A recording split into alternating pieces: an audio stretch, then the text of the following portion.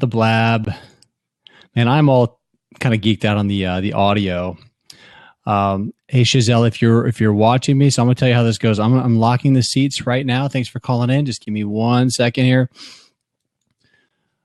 Okay. All right. So Chazelle's on, marketing editing's on, Clem's on. Guys, I'm so happy to see everybody joining. I got 10 people watching.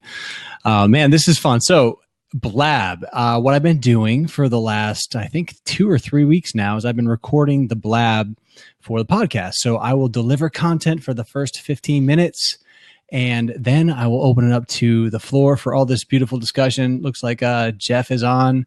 Man, I'm just happy to see you guys. It's a beautiful Wednesday night. Baby's crying. Natch is totally dealing with a baby right now, but you know, we're rocking and rolling. So I'm going to get started. I'm going to tell everybody just, hey, thanks for joining. This is the Make Us Happy Productivity BLAB.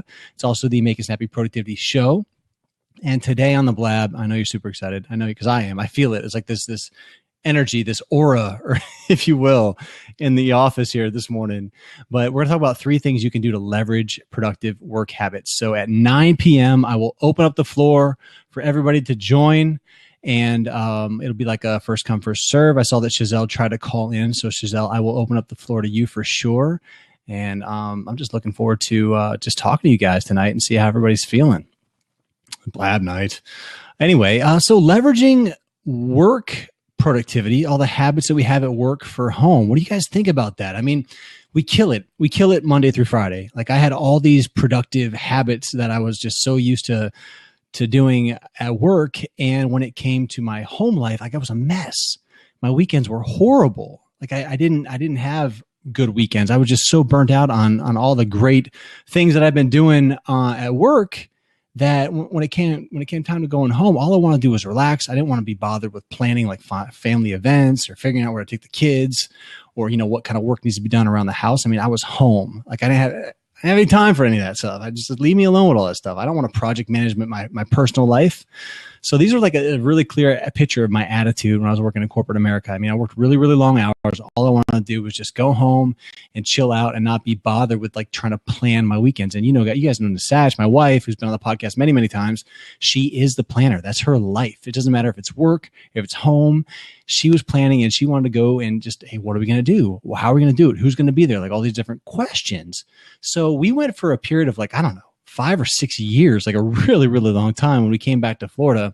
I think we started in 2006. We came back to Florida and we went a really, really long time without planning anything. And I look back on those 5 or 6 years and my life on the weekends was chaos. And it was kind of chaos at work too, a little bit, because I couldn't ever relax. And it just got me thinking about this notion, if you want to call it, of that, you know, there's freedom in the planning. And it sounds kind of weird because you think that the less plans, less constraints you have on what you do, the more relaxed you'll feel. Well, actually, the opposite is true in my experience, and more people that I talk to that incorporate the management of their home life or just like they do their work life, the more relaxed and in control they have of their entire life. So I want to go through that a little bit and just talk about 3 things that we can do to kind of leverage the things that we've learned at work, all of our systems and the processes that we do at work, and apply those to home. Because if we spend our afternoons like watching cartoons with the kids or just playing around the internet or spending the entire day like cleaning things up around the house when we didn't really plan on cleaning things up around the house, the weekends fly by. There's nothing wrong with cleaning. There's nothing wrong with watching cartoons. But the point is, how deliberate are we being with our weekend? And one of the key things for me is I used to get asked, the first thing you ask on Monday is, hey, how was your weekend? Like it's the only thing to talk about at work. How was your weekend? And what'd you do this weekend? And there were so many times where I just didn't remember. I'm like, well, it must have been a waste of time. I didn't feel refreshed by just chilling out and not planning my time. It was a complete waste of effort. So I want to teach you guys. I mean, I just want to demonstrate to you guys or give you my experience of what I've done to apply some of those work skills to my home life and how much more relaxed and in control and just deliberate I feel like I'm being now in my life, kind of melding those 2 parts of my life together. Now, obviously I'm an entrepreneur. I work from the house now. I didn't when I was working for corporate America, but my wife does work she's an employee, and she's applied the work skills, the home skills, and the same experience comes if you mesh the two. So it doesn't matter if you're an entrepreneur, if you're an employee, applying work skills to home skills. Home skills is beneficial for everybody across the board, at least in my experience. And I want to open it up and see what you guys think about it. But so the first one is having that weekly review with your spouse or your partner. So for me, weekly reviews have been this second nature to me, almost. Individually, I'm working on my business. I have a weekly review. What do I have coming up in the future? What did I do in the past week? And how do I plan to be delivered and achieve my goals for my business? But I've never included her on these weekly reviews. It actually made me feel a little gassy to do that, to include her, because I wasn't really sure how that would all go down, because we tend to, dive into different rabbit holes or pull threads that we don't necessarily need to pull when we get together sometimes. But we've been very deliberate about these weekly reviews, and it's worked out for the better. So it wasn't enough for me to review the weeks and the months and the quarters and the years by myself anymore. I really needed to get things done for work and at home. I needed to include her. And I felt that I noticed and I've experienced like a real severe consequence by not having her review my week. And the first time I sat down with her to perform like a really serious, focused, dedicated weekly review, we did it over lunch, which is amazing because I was trying to do it at night before, and that didn't work out at all. Lunch is a really, really good time to do it. We do it on Fridays. And that first time that I reviewed my week with her, I actually adjusted 6 events that I had on my calendar just for the next week. That was 6 events. I was blown away. All these things that I wanted to get done, it wouldn't have lined up. It would have been chaos. We would have gotten in arguments and fought about it. And that's just not something that any partnership, any relationship should have to go through. So that was I really originally wanted to do the weekly review from a perspective of, okay, I want you to get involved with the business, see what I have going on, all the different elements of the business. But what was most powerful was just reviewing each other's calendars. And if we had a night event going on or we had something going on the weekend, we get together, we look at it. And the fact that we're doing it on Fridays, weekend events are right around the corner, and it's really easy for us to prepare and remember and put it there and commit to it because it's just the next day. It's Friday and the next day is Saturday. We're gonna do it. And we also, the other thing we do when we look at our events and the things we have coming up is we agree on how long the things should take to complete, whatever it is we want to do. If there's childcare, then it's like front and center in our minds. We know we have an event coming up. We've talked about it. We've dialogued about it. And if she doesn't agree with something that I want to do, or I don't agree with something that she wants me to do, which a lot of times is the case, we negotiate. We get creative. And it's by far the number one thing that I've implemented in our lives to improve the quality of our nights, our weekends, and our home life. So if you apply that to work, it's like a staff meeting. You have your team come together, you review the results for the quarter and what you want to accomplish for the next week. What's a status update of everything that's going on? The same thing is true for home life. So that was a really powerful thing for me. The other thing is developing number 2. That was number 1, the weekly review. Number 2 is developing a project plan. So we're all used to the corporate mission statements. Well, not all of us, but a lot of us are used to corporate mission statements. Strategic priorities are developed. Projects are put into place, and employees execute projects as they work towards a schedule and a budget. But at home, the family mission statements, and I remember in one of our episodes, I think it was the purpose panel. I think it was episode 18. Clem and I talked about family mission statements, and those family mission statements aren't normally thought about in day-to-day life. In the fray of everything that's going on, family goals are overlooked, and oftentimes are seen as like a luxury in comparison to what we accomplish at work. So asking the questions like, what is our family all about? What do we want to do as a family? How do we want to be remembered? What are our goals, our values? And then how do we develop a plan to execute that mission? And it sounds kind of corny, like what families actually do this? Well, we started this process, and we have a 6-year-old and a 4-year-old and a newborn, I think, as you guys know. And we actually, after our weekly review on Friday, we scheduled a family event, I think for the next day. And we said, during this dinner time, we're going to actually talk about our family. Like, what's our family all about? And what do you think about our family? Some really, really cool things came out of that. And made me feel kind of good as far as like the way that Carr taught about the family is always telling the truth and things like that. So articulating that into a mission statement is a really powerful thing for a family to do, because family missions, they're not going to execute themselves. Even if you don't have a mission statement, but you want to accomplish something as a family, if you don't go through the details, it's not going to happen. So thinking through like how can we do that rare event as a family, give ourselves that unique and rare opportunity to bond as a family at almost a higher level. So, at work, you're always calling project meetings, but do you really call family meetings? And if you do call family meetings, is it for the purpose of moving your family to a higher level? Like our project stakeholders at work, everybody gets a say in the family mission. So and I really want to dive into family missions. If you guys didn't know, the next month's topic this past month was measuring performance. This month is home routine. So getting into the family mission statements is something I'm excited about talking about more. And we'll talk about it today after we open the seats up. Bringing it back to corporate, when you have meeting notes, you document the meeting notes, you confirm them, action items are assigned, project team members are held accountable. And if you have a project or a family mission or something you want to accomplish, just keep in mind that it doesn't have to be done all at once. Even project plans, you develop them over time. Well, family mission statements don't have to be done in one sitting. You can do those over time.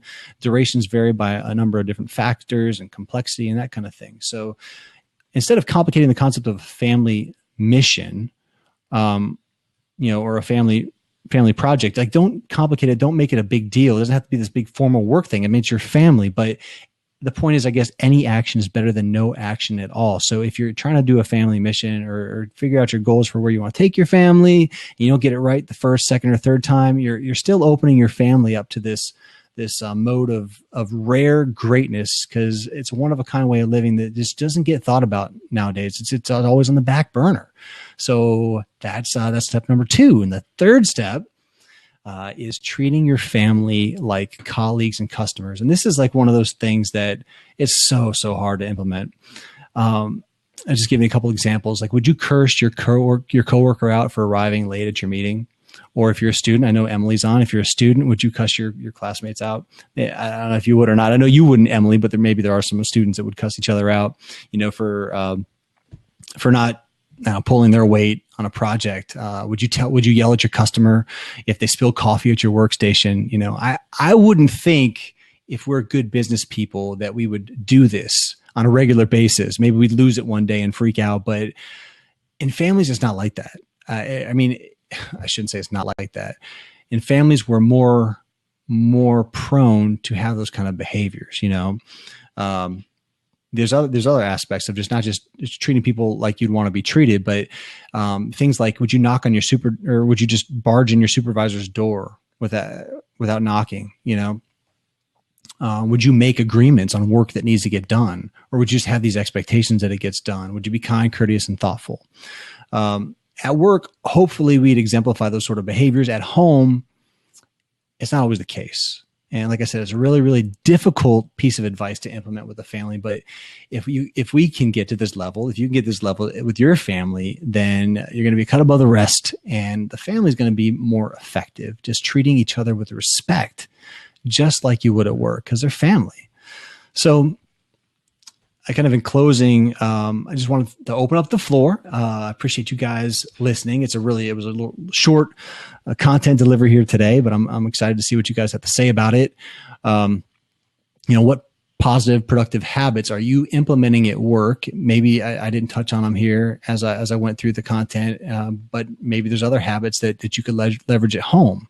So I'm really, really excited about hearing what you guys have to say. And we have some new people to the BLAB. So with that being said, I am going to unlock the seats and see what you guys are up to. Thanks so much for joining. All right, unlocking seats. And Chazelle is calling in. Ready to come on the broadcast. Anybody else interested in calling in to join the discussion? We have, Emily, Lori Ferguson, thanks for joining. I think Chazelle is coming up. I'm just going to give her props for her first time on BLAB. She's hopefully going to join here soon. Deb is joining. Well, it's good to have Deb. Deb took a little bit of leave. There you are. Oh, yeah, like I wasn't working like a maniac. No, you took a little leave from BLAB is what I meant. Oh, yeah, I know yeah. you were working. It's tax season. Hopefully your last crazy busy tax season, right? I mean, this is a game changer pretty soon. This is it. Yes. That's right. Yeah, that's exciting, isn't it? Definitely. Where's Chazelle? I see a blank screen. I don't see anything else. Let me give Deb props for coming back. She's trying, she says. Cool deal. Lori Ferguson, thanks for joining. And anybody else? Jeff, Clem's on. Clem, I know you're going to be calling in. Come on, where you at? Let's get the 4 squares. We haven't had 4 squares in a while. Last couple of labs has been like 2 or 3. It's been all good. It's all good, but this is exciting. I actually I had a deliberate effort. I think I told you, Deb, I was going to start really reaching out to people and inviting them. I thought I'd be able to add, a lot of good idea. Good perspective. Yeah. Definitely for the home routine perspective, I wanted to get some a good, cross section of different people, single parents, students, people with kids or new moms. So there's a lot of different reaching out that I did. Chazelle, you know what I've been doing? You know what I've been doing too is I've been for when I get my podcast launched, I'm thinking in terms of like having some guest hosts who are from different age brackets. So like a guest host who'd be a millennial or a Gen Xer. And guest host. Guest host that would be on the show with me that I would invite to just, talk. Yeah, Isn't that fun idea? I like it. It's a great idea, Deb. And I have something similar. We do the panels. Yeah. Once a month. So that's such a blast. Yeah. And Clem's always on the panel because, him and I just got this, relationship and it's all good. And then we invite an expert every month. Well, what I've come to realize is that for what I'm talking about and truly what you and I both talk about and the fact of the kind of work we do, we both we can talk to anyone about our subject and get their take on it from a totally different perspective anytime we want. So, you're never going to be short of data or information or content.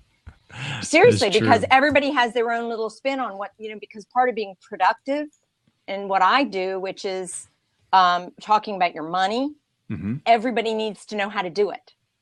It's not like you can be unproductive, but you have a responsibility to be productive if you want your life to go well. So yeah, you're right. Right? You're so right. It makes it kind of fun. And that's why I like the whole, getting the generational thing or like you did, talk about the single versus married versus kids versus no kids, all that. Entrepreneur, small business entrepreneur, whatever. It's always most interesting when you have people of just completely different walks of life, Yeah. Yeah.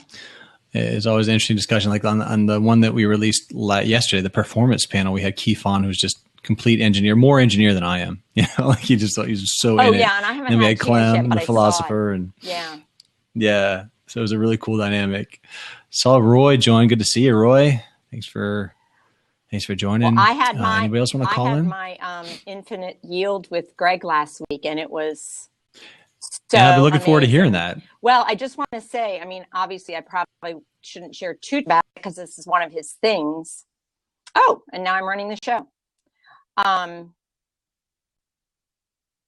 Infinite yield. There you go. Hey, Nick, coming back. That's fun. It's one way. That's one way to get me to guest host. Hey, I'm just gonna disappear. So anyway, but here's the thing. They do it with the basis of their thing is their thing because it's really a productivity thing. Yeah. It's really cool. So what it is it's sort of based on natural order of things and nature and growing things. Right. And the short picture of what it is it's figuring out a system that is your system that is based on your behaviors that are what your business is to be about. Okay. And in my case, it's speaking, coaching, content, and connection. And my connection feeds all of those other things. And what you're trying to do is create a system that is naturally able to feed itself, so to speak, so that you don't have to work too hard. So are you on there, Nick?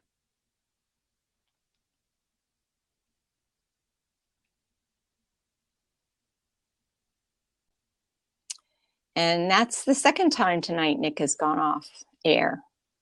Hi, Roy. I guess I'm going to be the temporary guest host.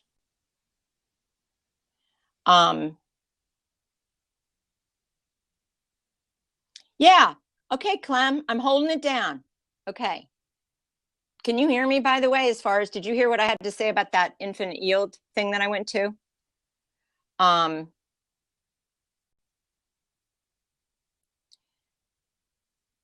Anyway, I am going to go ahead and talk since I'm here. Yeah, so this idea is to not work any harder than you have to and not have more waste than you need. So it's to put everything in perfect harmony, perfect balance. And so you want to put things in balance. So if you do too much of one thing, thank you, ready to encourage. So if you've got too much of one thing, like let's just say, sorry, we had to carry on without you. No, I'm expounding for Clem. So okay, so what you want is a system where if you do too much of anything, you're going to have waste. So imagine watering a plant and overwatering it, you kill it, right? So yeah, the reverse is true as well. If you underfeed it, whatever that part of it is, with your inputs and your outputs, if you underfeed it, you basically will have too much work to do. It'll be harder to do what you have to do. So what you want is things set up in a way, and what we did was we drew these huge things, which was our system, and it was only two of us, so it was really cool. And you're drawing lines everywhere because what goes to what. So one thing that's an input might go through your process and become part of the output and go back in and be input. And so everything is like feeding on itself so that it is as efficient as it can be on its own. Obviously, the key is you have to have the right things in place, and you have to understand what you're doing, and you have to understand yourself really well. For me, here was my big takeaway. I realized that my baggage in life is part of what I input into my system. And it's also output for me to work on my baggage. So just the very act of me being me and talking about my stuff is to help others, is part of what I want to do, is to help people out in the world about their money, for example, or finance. And it also helps me at the same time. So it's a good thing because it's giving me that feeding of me would therefore make me have more energy or more stamina or other things that are not even quantifiable really. But it is a productivity concept, really. And some people who want to live like off the grid, so to speak, they probably have that thought, they can understand that process that way in a very like natural order of things way. It almost seems like. So go ahead. Okay, no, I was going to say, because you were talking about the whole plant watering thing, Deb. Yeah. And you know how when you have a pot, you always have a reservoir, right? Right. So when you're watering it, so you don't overwater it, you water it and you give it to it. And then what it doesn't use, it then sits in a basin. And then when it needs more water, the soil will absorb that water and soak it back up into the plant. And it's kind of like that cycle that you were talking about. Yeah, and if you thought of it in terms of things, so for me, the fact of connection. So let's say I want to get people to be guests on my podcast. So what I have to do is I have to connect to people, and I input that into my process. And then what I do is I also, let's just say I have a backup of those people. Well, maybe what I would do then is I would maybe go onto their show instead, which is still feeding the process while I am absorbing my backup. And so how do you know, like you said you draw things out. Like, I guess, how do you get this relationship? We did it in it was almost grid-like in a way. It was very visual. Okay. And like I said, I don't want to sell. I mean, I don't want to teach a class because he's going to have to pay me a commission. No, I'm just kidding. But no, but I think it's such a unique concept that it would be very individual, because the woman that was with me, she is in Camp GLP with me, and she's she's growing a bookkeeping business, and she wants to take it to the next level. So she had one of her problems was she had too many referrals and not enough people to do the work. So she realized that to grow the business, she needs to create this employee system that allows her to be everywhere, right? By training people in her method, and everybody goes out and they get to do the work. And then that will just make everything grow. Just like in a company that's starting out and adds employees. So she was able to see that right now, why she's always stayed like she stayed is because she's just one step ahead of those referrals, and it's not going to allow her to grow that way. If you think about it, you'll never get to grow if you keep doing that. So she now needs to go out and work on the soft side, the employee side, on setting up systems with those employees. And that's what she's been not stopping and taking the time to do. And she now sees the value in it. See. And part of it too, that's the other part of it, is when you're working one-on-one with a coach, this, Nick, this, Clem, that person has to be looking at, they have to be really, you really have to be in the zone, and you're really going through this and trying to dig deep to figure out, what is this I'm trying to do? And if you have not a clear enough understanding, you will have bottlenecks, no matter what you do. That's interesting. Sounds like a really good class. It was like a 2-day thing, weekend thing, or 2 days. Yeah. Well, it was supposed to be a weekend, but we pushed it back. Yeah. It was, it was more money than I thought I wanted to spend. And by the end of it, I said to Greg, you should have charged double for this, Greg. And oh, wow. Yeah, it was funny. But that's cool. If it gets you off the dime to do what you were meant to do, how much would you pay to do that? We have to think about it. That's $1 million question. Yeah. When you realize how much freedom you have. Well, I appreciate you sharing that, Deb. Yeah. Chazelle, real quick, I know you're trying to call in. I feel bad. I don't know if you're doing it from your home computer or from your phone, but maybe you can try the other option. There's an app for the phone, and then some people have luck with that. The phone always works better. Does always work better for you? Yeah. Yeah. It kind of depends on, I guess, whatever the systems are going. But so, yeah, Greg's going to be back on my show. And we're going to be, and I'll just kind of reveal it to everybody watching now. So yeah, people have been probably, if you tune into my podcast, you've heard me coach people on air. And we decided that we're going to work something out where he's actually going to coach me on air. Switch it up. So talk about vulnerability, man. It's going to be very, very interesting. Lay it all on the table. Yeah, it's like, you got to take risks, man. What are you going to do?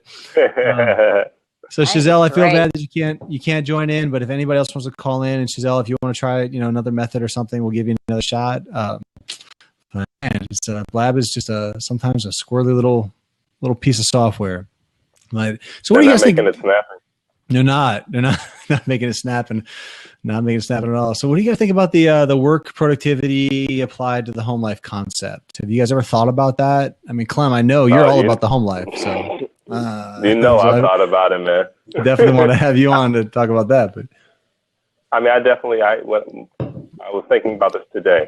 I schedule all my activities or chores or to-do lists, however you want to think of it. I schedule them like appointments.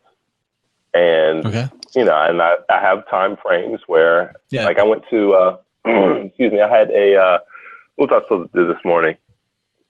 I was supposed to meet somebody. I was supposed to do something at like 10 o'clock, and that appointment canceled.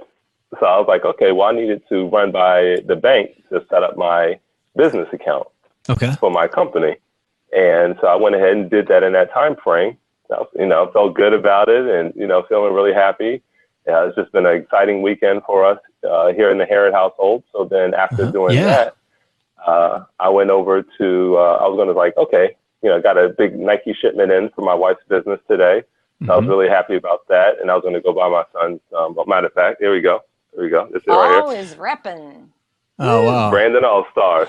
There it is. Yeah, man. For some reason, I can only see your audio, but, oh, okay.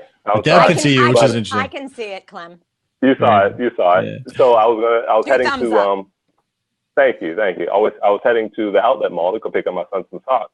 And I was like, okay, I wanted to do some other things and I need to pick up my daughter about 1 o'clock. I want to give myself a half an hour at the outlet mall to just, walk around and, see what it had to offer, see the stores and stuff. And so Nick, I know you use your app to track how much time you have, to do things. I do. To see what you're doing. Well, I was only giving myself a half an hour to do something.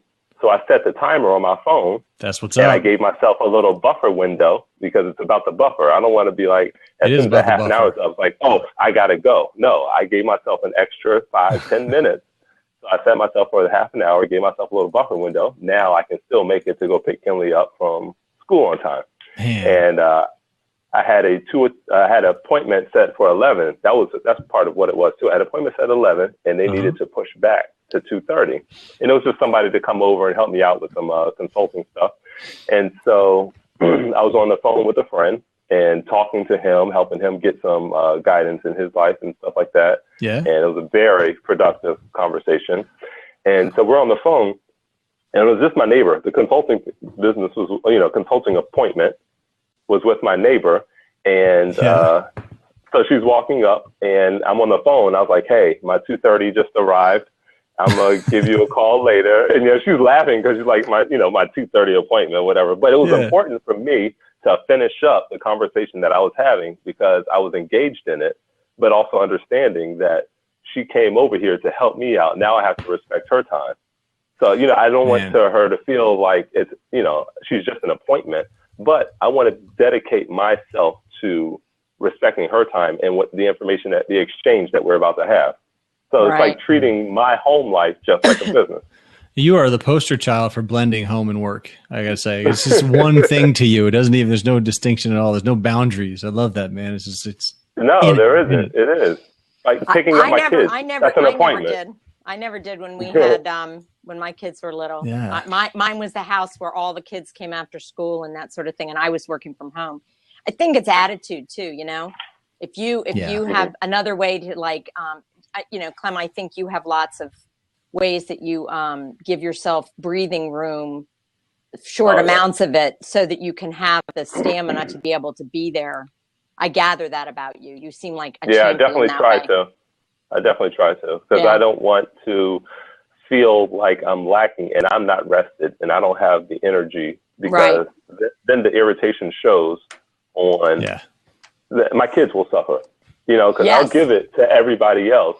But then when it comes time to my kids, I don't have anything left to give. And that's definitely not the life I want to live. That's a mindful thing to say. I really appreciate that, man. I just want to acknowledge you I always acknowledge you for everything you are, man. But you really take the time to break it down like that, to really think about the buffers and how it's affecting your family. You're always looking ahead at, what you're doing now, how it affects the future. So it's like you're constantly doing this like review. I'm trying. I'm not perfect at it, but I'm definitely trying to perfect it. Oh yeah. And just wanted to acknowledge Ready to Encourage. Not sure. Ready to Encourage. What's your first name? It's always kind of funny calling people by their their Twitter handle, but Lori. Lori. Oh, okay. I'm sorry. The Older the Book, The New Habit by Neil Fiore talks about this kind of scheduling fun. Yeah, I'm interested to hear about the unscheduling concept. What does that mean to unschedule? I hear that, and all of a sudden I start feeling kind of nervous. Like, wait, unscheduling? I got to be on some sort of schedule, or I'll be just massive chaos. I can only have fun between 9 and 10. That's it. Well, that's certainly part of it, though, is to be able to be reactive in a fun way, even though you're in the middle of work. You know what I decided to do as a result of doing my last week and listening to all this stuff that you've been talking about, Nick, and looking at the bucket thing, I decided I really needed to break my calendar up into zones and maybe by color, like how my weeks look. And so what I realized is one thing that, and I had to do the spiral decks before I went to the thing with Greg. And I told you all about that, I think. And that was, I don't. Well, spiral I decks. Showed it to you all. Yeah. Oh, yeah. Spiral Okay. decks. And so I ended up having to, here, I'm going to show you because you can actually see it in color. This is just one day. This is one day and you start in the middle. And that's the day. Now that yellow is my sleep time, and that red was my work time. Clients. Okay. End of tax season. You start in there, and then you go around and out to the 24-hour mark. And what I realized was what I didn't like about it. I liked it fine because it was helping me see stuff and see where I was spending my time. But it wasn't a great gauge of my usual week because this was the last week of tax season. So that was kind of an anomaly. Yeah. But anyway, what I realized is I'm going to have a block that's good for me. And I don't know how much it works for other people, but you all, when you have younger kids, you probably have to break it up a little more. But I just had a block where I'm going to put my playtime, my exercise, and my eating all on one block. And it's going to be big blocks of time. And then I can subdivide that. But I want to see it in the big blocks of time way at first because it's too much micromanaging. I made it. Welcome. Sorry, Deb. I was distracted. She's been trying to call in the whole show. I know. She's going to get all the props. Oh, my God. Thank you so much. Hi, everyone. I have been searching for my camera. I realized that my one or both of my twins took it off my laptop, and I couldn't find it. How dare them? So it was in their toy. It was in their toy box. I found it. Man, yeah, I didn't we have a lot of new people on. I didn't even take the time to introduce everybody. You guys want to just do a quick introduction now that we have all four squares filled up? Giselle, you can start since you just started. Or just joined in. Sure. Where do you want me to start? I don't. Your name. Yeah. My name is Social Security number. Yeah. 000-111-22. No. That's not it. This is recorded. I know, that was mine. How did you know mine? Oh, darn. Did I miss that? Well, right now, I have been enjoying the conversation, and I've just been like freaking out that I couldn't chime in because I was just as great. I am full-time mom, full-time employee, full-time student. And as you can see, I strategically planted my robe and sasha. Oh, yes. I'm graduating on Saturday with my That is very strategic. Congratulations. There's props there. So, thank you. I'm excited about that. My twin boys are 4. So that is a full-time ×2 job. And working at USF, I've been there for the past 13 years. So that's a long time. That's longevity. Yeah, that is. 13 years. So, oh my gosh, where do I start? This whole concept of planning. You know, it's so funny. Since I had my twins, I have been planning. I have been planning what I'm going to do with them. The things we're going to do together, the explorations we're going to make, the parties we're going to have, you know, the trips we're going to plan, the vacation. And for the past 4 years, I have been planning and pretty much not accomplishing anything because my life has been so absorbed with completing my education because I planned to complete everything before they hit kindergarten age because I didn't want to be going to school while they're in school learning. I wanted to focus on their education.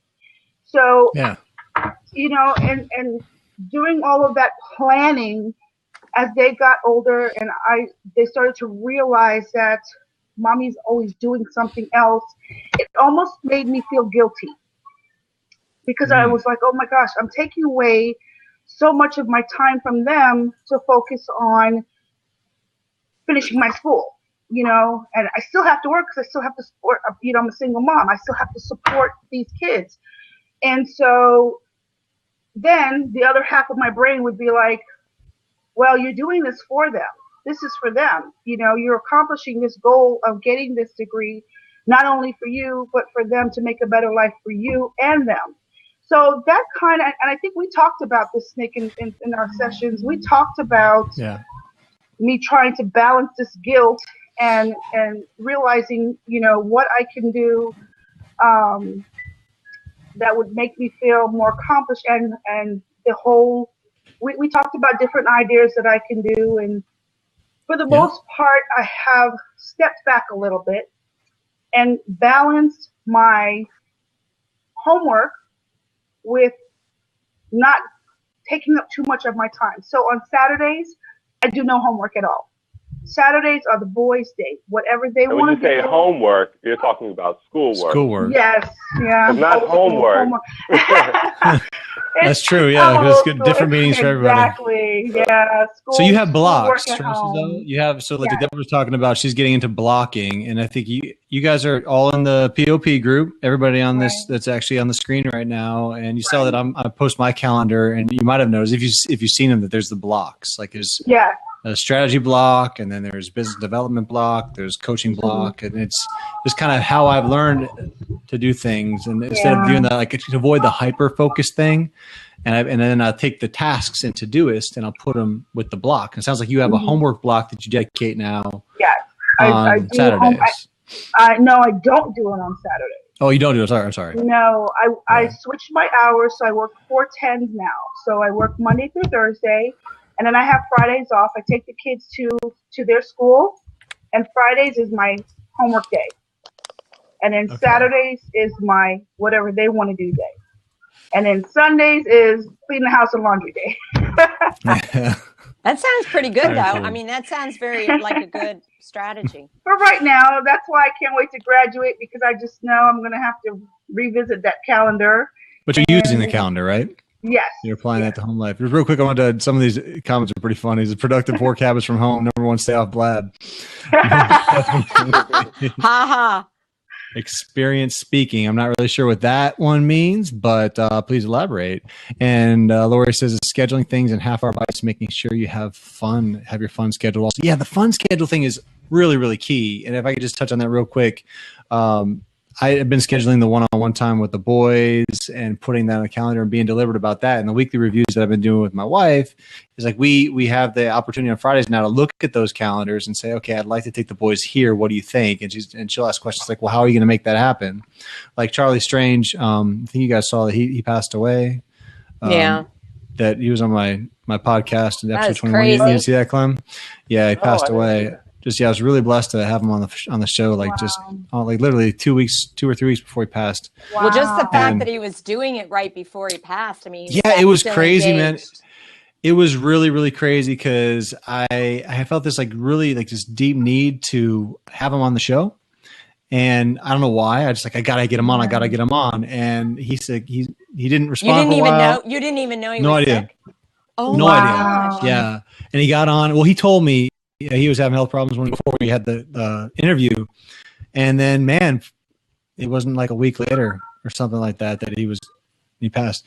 And anyway, I was saying that because he's got a memorial service this weekend on Saturday, and I had the week review, and that was on there. And my wife and I asked the question, she's like, well, okay, Carter's got a baseball game. You have this memorial service you want to go to, and then he's testing on Taekwondo. Like, how are we going to make this happen? If I hadn't had that review with her, we wouldn't have had that dialogue, and figured out how to make it work. It would have just something would have dropped. So just having that as a single mom doesn't necessarily apply, but certainly like if you had childcare issues and you had somebody to review what was coming up in the events and things like that, you can make plans. Just the process of not even with somebody but yourself, just the process of looking at your upcoming week like you do it at work typically to home life to see what you got going on. It's really, really powerful thing. I didn't give a chance to you guys real quick. I didn't get a chance for Clem and Deb to introduce themselves, so let's go ahead and do that. Now that the BLAB's half an hour in already. We'll go around. Let's go in a circle. Sure. Well, your circle is different than mine. Yeah, they're all different. They just come in whatever. Yeah. I'm in bottom right on my screen. I'm not sure where I am on yours, but. Well, my name is Clem Herod. Clem Herod, a retired sports videographer, full-time video projectionist. Started my own company, clemco.av. Proud parent. Proud husband of a very successful entrepreneur herself, and who helped me to learn how to change my workload and dynamic in my life. And I just try to be a great supportive friend and enjoying life. All about enjoying life and taking those pauses and seeing how beautiful it is. Yeah, you've coined the phrase, at least I don't know anybody else to say it, but the creative pause is like your It's your phrase of the year of 2016 for Clem, the creative pause. Most definitely.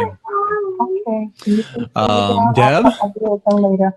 I'm Debbie Williams, and I'm a CPA, and I'm just winding down my CPA practice after 38 years. Wow. I know.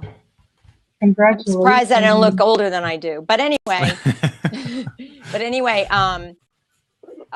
I'm repurposing. I'm moving more into coaching, and I'll probably do still some client work for a few people, especially the ones I have a few that I can manage pretty well, and they're pretty high paying. So that's kind of how that'll fly. One of those clients is a very good potential for to be coached. And I really am going to push on him to do that because I think he would really get a lot out of it. And he's kind of floundering. It's all about pushing the boundaries, Deb. I know. Yeah. So, I mean, I've been having this really, just the last few weeks, I've been having this really transformational time, and I've been taking a gazillion notes.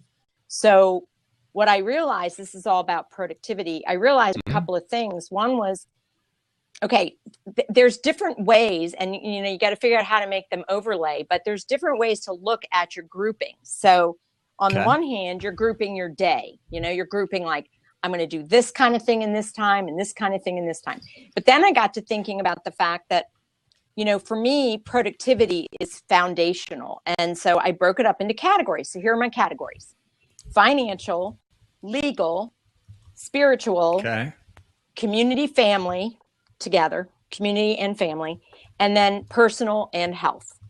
And so today, for example, I had put something, so I need to keep making inroads in those various categories is how I see it. And today what I did was I had a 1.5 hour talk with my lawyer. And so, and it was not time I really felt like, it just wasn't, I had all this other excitement going on, but I had already scheduled it. And I'm going with what I schedule. That's another thing, is not to change your schedule when it comes to important stuff like that, because it's so easy to blow it off, right? Just push the meeting out of your way. But by doing that, it totally freed me up to know that he knows exactly what I want. He's going to go get advanced directives done for me. He's getting my powers of attorney done for me. He's updating my will. And I have had the complete conversation all at once with him about how I want to leave things to my children. And in my case, by the way, I have a 27-year-old son in Tucson, and I have a 30-year-old daughter in Arlington, Virginia.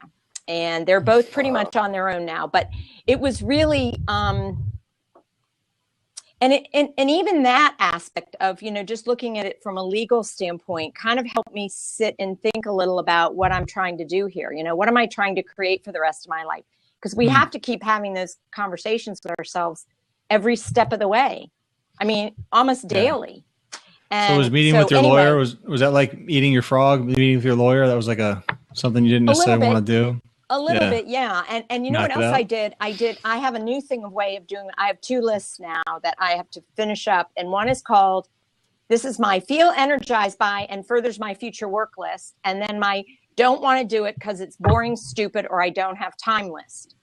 And I know. I like it. So the way I'm going to do it is I'm going to make myself every day do a couple or 3 things off of that boring list. And for the reward, I get to do one of my feel energized items. And now I'm turning all the scary stuff on its ear and saying, all that scary stuff is now things that are actually energizing me because I'm finally getting over a hump.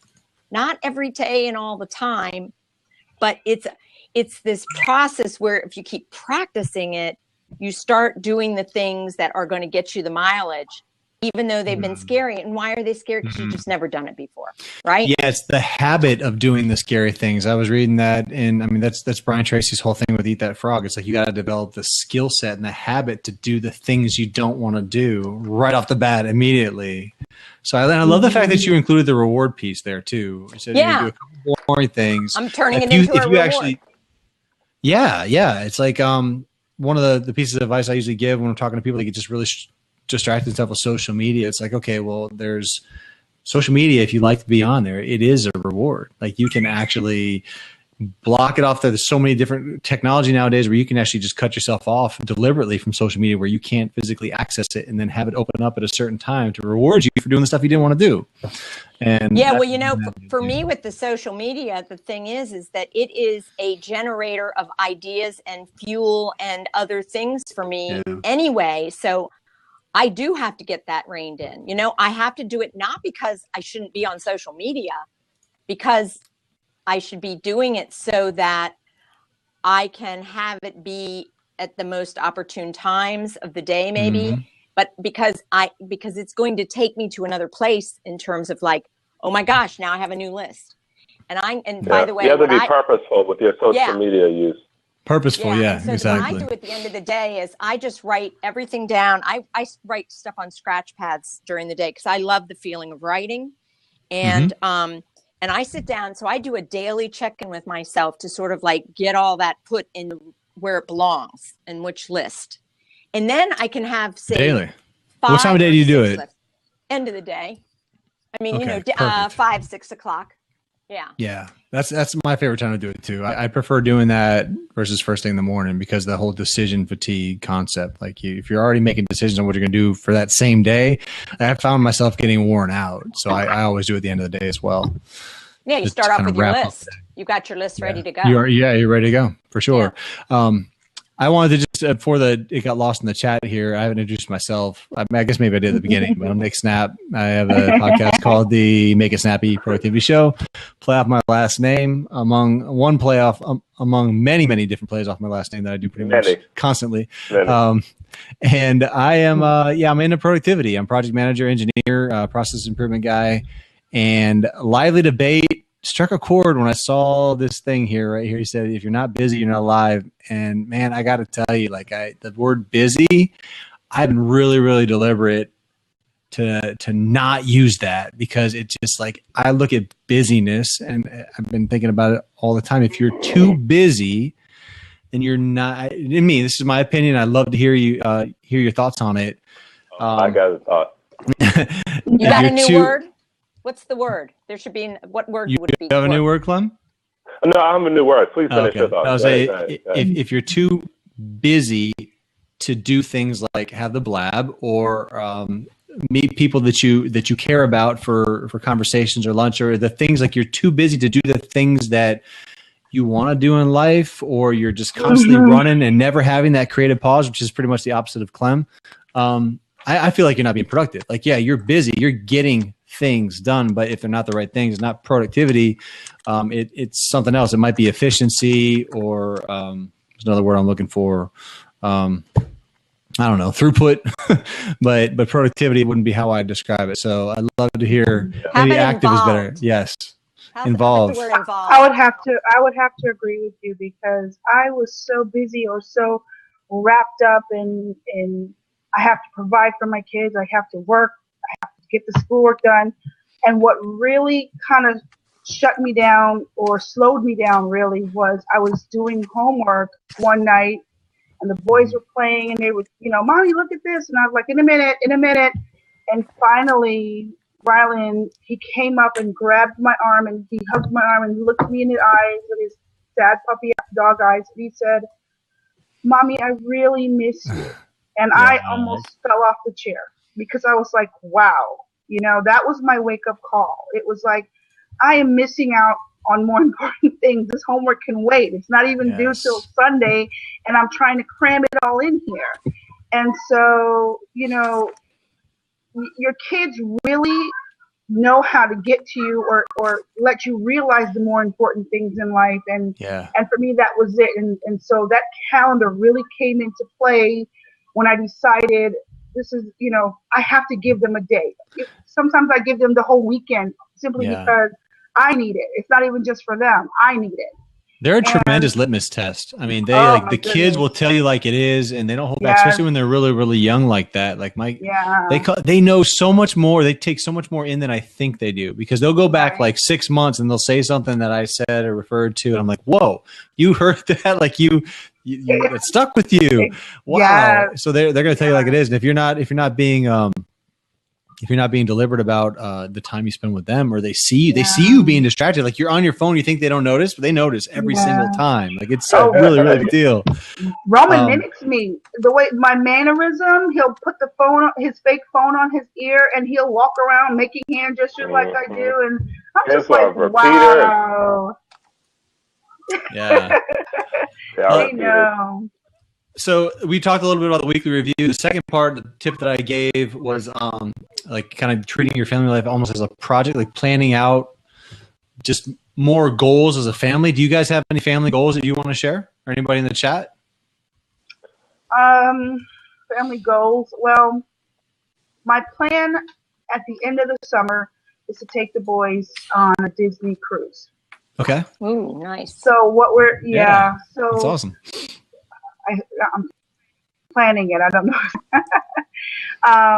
The timing might not be the best right now, but the thing is, I want to just be able to have that time where they have my all attention. They don't get it during the week all the time because I go to work, they go to school, we come home. By the time we get home, it's dinner, bath, and bed. You know, the time just shrinks by the time you get home. And so, you know, that's another thing. It's just timing. I admire you guys so much for just putting corporate life behind and pursuing your passion. And Nick knows about my passion, which I'm not very diligent with right now, but I'm working on it. Get out there. Nick. Go ahead, tell everybody what you want to do. Be vulnerable. Be vulnerable. Be vulnerable. He knows I don't like that. My goal in life is actually to be an author. And I've started writing a book. Actually, I've written 3 books, and kind of in the middle of it, I would stop and make up a bunch of excuses that I'm too busy to continue. And so in our discussions, you know, he made me commit to doing a little bit of writing every day. And at first I did. I was writing a little bit every day. And then as I got closer to graduation, I kind of stopped because then my focus shifted again. It was back to, oh my God, I'm almost done with school. I got to make sure everything is in order so that I can graduate the way I want to graduate, because I'm obsessed with just focusing on getting the best out of myself with one thing at a time, where I can, and I'm learning slowly that I can spread that out, you know, and I learned that from my kids. I can spread that out. I can be the best for them. I can be the best at school. But the one thing I haven't learned yet is to be the best for myself. And that's where I'm struggling, trying to be the best for myself. And all the things that I want to do is wrapped up in that. All the things I want to accomplish is wrapped up in that, because I'm afraid of failure. Bottom line. Is being the best of yourself is a scary thing then? It is. It is. Yeah. You know, it has a lot to do with a lot of things that happened in the past. Not bad things, but I would always get really excited about things like, oh my God, this is going to be so great and it's going to happen, and it will fall through and I would be devastated. So I always told myself, I'm going to stop doing that. I'm going to stop believing that everything's going to be wonderful and happy and perfect the way it's planned, because it never is. Well, I shouldn't say it never is. It took a long time for me to get to where I'm comfortable that, okay, that's not going to work out. I'm not going to beat myself out about it. I'm going to go on to the next thing. But in doing that, I still didn't push myself enough, because probably if I did, I might have succeeded. But I would get right to the edge and back up, because I'm like, okay, I'm too close to getting too excited. I might fail, so I back up. Wow. So with my writing,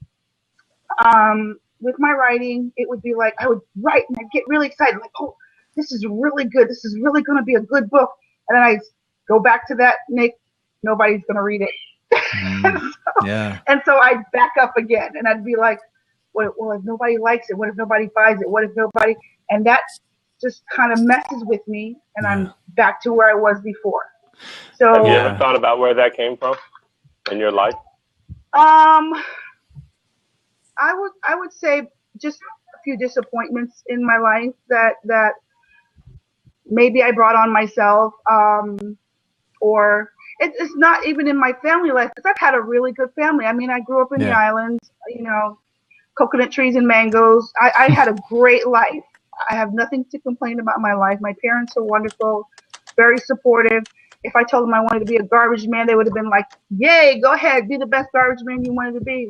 So it's not, I don't think it's anything there. I think it's just, I call it the middle child syndrome. Always starving to be seen or heard and everybody else being recognized. But I think I put that on myself because my parents did not treat me differently than they treated my brothers and sisters. So we all got treated the same way. It's just that I felt the older sister was the first. She was the firstborn. She was the daughter, and then my brother was last. The kid, the son that they always wanted. Where did Giselle fit in? And my mom would always be like, why do you always do that to yourself? We don't treat you any different. So I think it's just a mental thing with me. So I want to acknowledge some of the conversations we got going on. Really, really good stuff going on in the chat. So just kind of pause a little bit to recognize. So Lively Debate says, Lively Debate, what's your first name? I like I said to Lori, it's weird calling people by the Twitter handles, but he says he or she says, if you're gonna fail, do it with style, go out in flames. And then Lori says that somebody's waiting and needing to read your stories or words, so go for it. Being afraid of failure is counterproductive. Completely agree with this one. Counterproductive failure is where we learn the most. And so, I've always said, like, if you fail and you learn something, then you don't fail. All you learned was like what didn't work. It wasn't a failure because you only fail when you stop. So I think out of everything that you've told me so far, you've written 3 books, 3 unfinished books, right? Yeah. And then you stopped. So to me, that part, you stopping, was the failure. It wasn't the fact that like nobody would read it. It's okay. And how do you get back on that horse and ride and get these books finished to completion? I failed before I even got started. I agree with you. And we had many conversations about this too, about my feelings about failing. And you know, it's so funny. My feelings about failing really intensified after I had my kids. I think that's where it came from. Because before, when it was just me by myself, I wouldn't say selfish to be in a negative sense, but I was selfish in the fact that all I had to care about was myself. Yeah. You know, I could do whatever I want. Nothing would affect me because it was just about me. Yeah. If I lost a job, I just go get another one. If I didn't feel like living here, I just move over here. So things like that. Yes, exactly. Yeah. So now I think about, I've got 2 mouths to feed, and I can't fail. I can't be risky right now. I can't do anything risky. So to think about the opportunity to make things better just by completing your books. You're actually hindering your progress by not completing those. Well, let me tell you, Clem, to be honest with you, this was the first time, and especially with everybody listening, that I've even told anybody that, except for Nick, because I talked to him, I never told anybody that I wrote 3 books. You guys are the first people that know about it. Yeah. So for me, that's called accountability. Oh, now. She just got 100. She's up to 100 now. Look at that. Up to 111. Come on, give her props, everybody. Give her props. Let me tell you, I'm like, oh my God, I just admitted that I wrote 3 books. I'm like freaking out right now. Wow, look at those numbers. Yeah. Okay, everybody. I'm almost having to finish this book now. Yeah, you're right. Everybody here tonight gets a free copy. That's right. Yeah, absolutely. I want a copy. No, we don't want a free copy. We're going to pay. We're going to pay for even more successful. That's right. So even Lively Debate still didn't give me the first name, did you? No, you didn't. Okay. Well, he says even if we succeed, he or she says even if we succeed the first time, the person who fails the first then succeeds knows more. The person who second succeeds first time. I can't even read. You guys read this for me. I'm dying here. Has no idea if any other method might not have been better. More the person who succeeds first. Oh, good jump. The person who succeeds first time has no idea if another method might not have been better. The person who fails first learns those lessons. Wow. I love it. And when you are afraid of risk, what we forget is that not only are we protecting ourselves or others by not risking, but we are also killing the possibility that we might have made things better by taking the risk. Yeah, like we're killing the possibility of making the world a better place. Hold on, yeah, it'll be write those No, but she needs to write those down, and you need to use that as your mantra when you wake up. There you go. Oh, I already did a screenshot. Good stuff. There's a couple other things I wonder. I want to put out there. Lori says her kids are adults now. This is way back a few messages ago. She says after 32 years, it's just been her husband and her. We realized our long-term plan to travel full-time with our RV over the last 2 years. Oh, that's awesome. Robert talks to leaders about values in business and does consulting work. So that's part of the plan in writing. Being on the same page, husband and wife is key in trying to plan. Yeah, that is so cool. You guys are doing that together in your RV. Like that inspires me. Like it really does. It means that much aligned with your spouse. That's really, really good stuff. And one more introduction. It was by Lively Bay. He says software developer, but now starting a company with my wife. Okay, you are a him. All right, good. Sorry, I kept referring to he for some reason. I wasn't sure why. The person who succeeds the first time has no idea. No, I'm reading the wrong one. Apologize. Where'd that go? Software developer. I missed it, guys. Okay. Started a company with my wife making weighted blankets for kids on the autism spectrum. That's really interesting. I was curious to how that's going. Like, how is it catching on? Because autism is one of those things that people are very, very passionate about. I can see that being a really good niche. So, well, thanks everybody for introducing yourselves. That's really good stuff. This has been a fun BLAB so far. Yeah, I've enjoyed it. So planning just goals, and I'm curious on Lori's perspective. Curious how the planning went with just taking that leap and getting into the RV and doing consulting out of the RV, like how that even worked, how that conversation went down, how long did that take to plan? Interested in picking your brain about that. Jeff says ethereal means of the ether. Oh, out there in space. I learned a new word today. See, Jeff taught me a new word. Ethereal. Am I even pronouncing it right? Ethereal? Oh, it's ethereal. Oh, ethereal. Thank you. Hey, you just had a baby. We're gonna cut you some slack. Right? He probably hasn't slept since the baby. All those came books home. you read, Nick. Nick is I've never come around Nick that. will quickly name drop a book that he has read. Yeah, I'm totally elitist like that.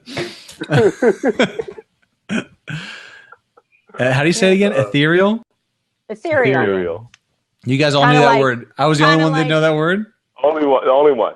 Really? Not the way you were pronouncing it. Okay, thanks. I'm just going to kick myself.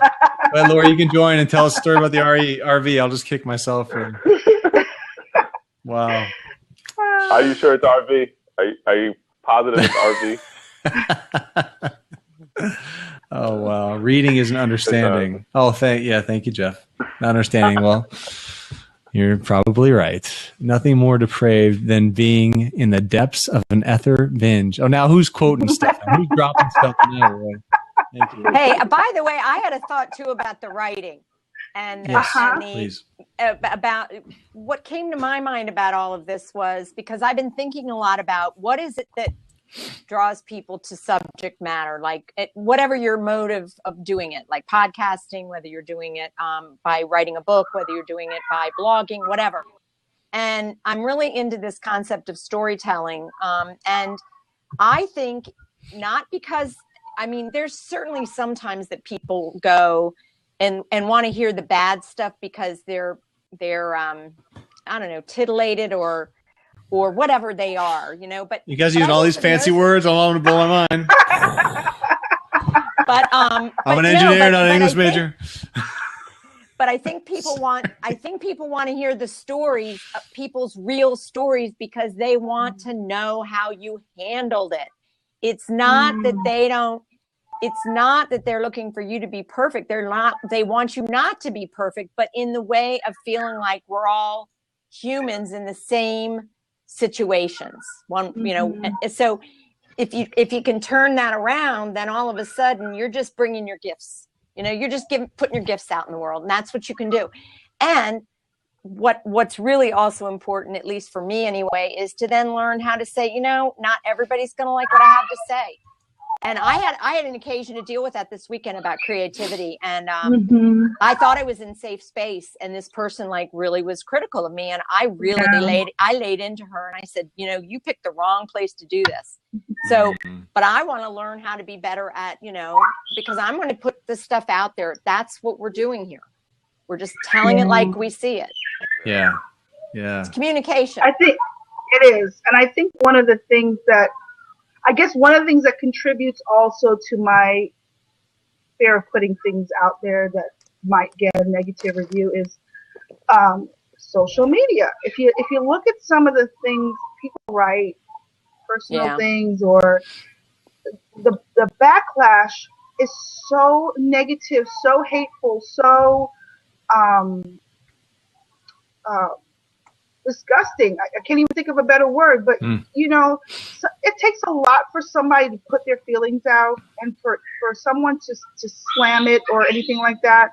It's scary. And I was like, will it crush me? I'm a very emotional person. Will this crush me to the point of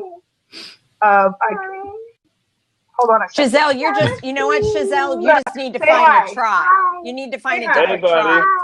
Yeah. My little, I'm going to bed now. Okay. Hey, good night. Have a good night's sleep. All right, go to bed. Okay, you definitely, it's like, well, backlash on putting your feelings out there, and like it's the vulnerability concept, right? So definitely suggest looking at Brene Brown and her TED talk on vulnerability, because it's such a powerful concept that I've never really thought about until recently. And just getting on this BLAB, being vulnerable, having guys like Jeff call me out on bad vocabulary, that's like it's a vulnerable thing. But seriously, like I feel like if you don't get into a place where you put yourself in a vulnerable position, there's never going to be growth. I believe that 100%. Like, you really can't grow without taking risks and chances. Right. So life is all about being in those positions and getting outside of your comfort zone. And that comes at all levels: business, spiritual levels, family levels. Like, you got to have those tough moments in life. And you, like when you first started your Snappy show. Yes. Or and I was just out there promoting. I haven't even met him yet. And I'm like telling all my friends, "You've got to subscribe to this." Thank you for doing that. Hold on a second. What's wrong? Okay. Well, I think finding a tribe that you can test things out with. Like Nick, we did a lot of that. We did that in our Catalyst group. Yes, and we're doing that in this group. Okay, in the Make It Snappy group. Came and said hi. Hi. Hey, buddy. The other twin? Yes, this is the other twin that should be sleeping. Hi. All right. Okay. All right, guys, go lay down now. Okay, go lay down, or else your toys are going away. Go ahead, Deb. What were you saying? I was just saying that, one thing I think was very helpful was I built my confidence up by picking certain groups to be in. So I'm in tribes and in groups on Facebook that are very no nastiness zones. So it's all encouraging and there to be there for you. As long as you don't get so incestuous there. Sorry, another big word. Sorry, Nick. No, I knew that one. Okay. As long as that's not your only space, like you can only serve each tribe, like if you want to help people in poverty, say, you're not going to find them necessarily in that group, but to build up the confidence to go out and serve those right people that are your people, you practice. It helps. Yeah. I hear what you're saying. Yes, I definitely hear what you're saying, and I agree with that. And it's a concept that I didn't even think about at first, like starting in my positive circle and letting them be the voice for me, and building it that way. That is definitely, a concept that I can work with. Yeah, it's hard to toot your own horn, I think. And it really, except in this case, because I'm tooting it like crazy. I worked really hard for this. No, I know what you mean, though. I just think it's hard to balance that out. Sometimes we should be telling people what we're doing, but we also have to let other people tell what they're doing too, so it's like all that give and take of it. Yeah. I don't want to capitalize off a comment from Lively Debate. He says that it's like, we always want to be liked, but with a thick skin, what helps with that is just having people around you to support you, and not worry about. Go lay down. Just I'll put you on mute for a second. Not bleeding. But if you have the friends to support you, you know, and build you up, like your tribe, like you were saying, Deb, it's like, who are the 5 people that you hang around? I can't remember who said it first. Was it like Covey or something? I've heard it like 3 times this week for whatever reason. Like the 5 people that you hang around the most are the most influential in your life. So why don't you make those 5 people that count the most? So it's easy to say that, but then you look at, okay, who are the 5 people that you really do hang around the most? And are you really being deliberate about spending time with the people that are building you up? So one of the first things I learned, and I know Roy's a big Tim Ferriss fan. One of the first things big takeaways from his book is like, how do you, when you're saying no, and saying no is a huge thing for me. And I'm kind of talking the concepts of like all the different things we can say no to in life to free up time to do the things that add the most value and that kind of thing. But people is a huge part of that. Like, how do you say no to the people that are dragging you down and draining your energy? I remember I reached out to an old friend and I found myself, it was a weird interaction, but got to the point where like, I don't know if he was thinking I was trying to sell him something or whatever, but it turned to be a little bit like tension, you know. It ended up calling me like what was it, self-righteous, and I'm like, wow, that's weird. Self-righteous. So I found myself like just thinking about this for like 2 nights straight, and finally I was like, you know what, I gotta let it go. Like, I gotta find a way to let this go. And as soon as I did that, and I don't even know what the process for me doing that was. It was hard because I'm a people pleaser kind of person too. Like Lively Debate says, like, it's like you always want people to like you. And when somebody doesn't like me, like, it's like, oh, what happened? Like, how can you not like me? I'm such a likable guy. I don't even know what ethereal means. How can you not like that? But so when that happens, like, I take it really harsh, but like, I guess developing the skill to let go of not only things that are taking your time, but people that are sucking your energy. It's a skill too. Like, I think one of the constant things we've been talking about is how you develop the skill to do things that are outside your comfort zone and letting go of that notion. Finesse. Do you know what finesse is, Nick? Are we really going to do this all night long? Really? No, I'm sorry. See what you started, Jeff? See what you started here with your fancy words? But you know, finesse. It's a really, you know what I think of it as? I think of it sort of as like flow. You know, because that is exactly what happened to me the other day. Was this person, and what I ended up doing was writing her this email, and I said, this was not cool with me. And I was very nice about it. And I said, I treasure this relationship, but this is not cool. You've stepped over a boundary. And then I was immediately able to let it go.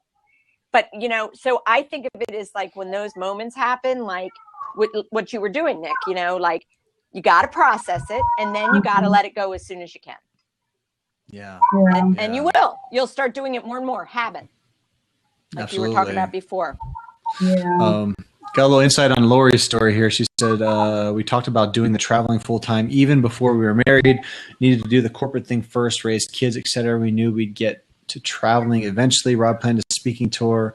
He planned around human resources, monthly meetings around the country, and we went. That's was really, really cool. I mean, you guys know, I see things like that. It's encouraging when you see families talking about that sort of stuff. I mean, Clem, you know, and Deb, I think you know my aspirations as a family. One of the things I have out there that it's been always something I want to do for a while is be an expatriate family. I've wanted that for a really, really long time. Really, where do you want to go? We almost moved to South America several times, like 3 or 4 times, and God just kept saying, you know, it's not the time. It's not the time. Yet. Not the time. Yeah. Clem got tired of hearing me talk about opportunities, but so yeah, I think it's which having we discussed in episode 18. I love the fact that you know the episodes. Still love that. Seriously, that is so cool. Yeah. Where's your cheerleading uniform? Clem, you're wearing it. You're wearing it. Oh, he's gonna start. I don't know what he's doing. Oh, you're right. Okay. Yeah. And here we go. There it is. Not to get too much of a tangent, but I want to give a shout out to Clem's wife, Jocelyn, who won the world champion. She's a cheerleading coach. That's what she does. That's her business. And they're world champions. World champions team. Yeah. She owns a cheerleading gym, Brandon All Stars, here in Tampa, Florida. Yeah. Did you like that movie, Bring It? Bring It On was our first. That was our first date. Wow. That was our first date. So funny. I saved the movie tickets and I gave them to her for a wedding gift. You're a sentimental guy too. God. So many layers to Mr. Herod over here. I'm like an onion.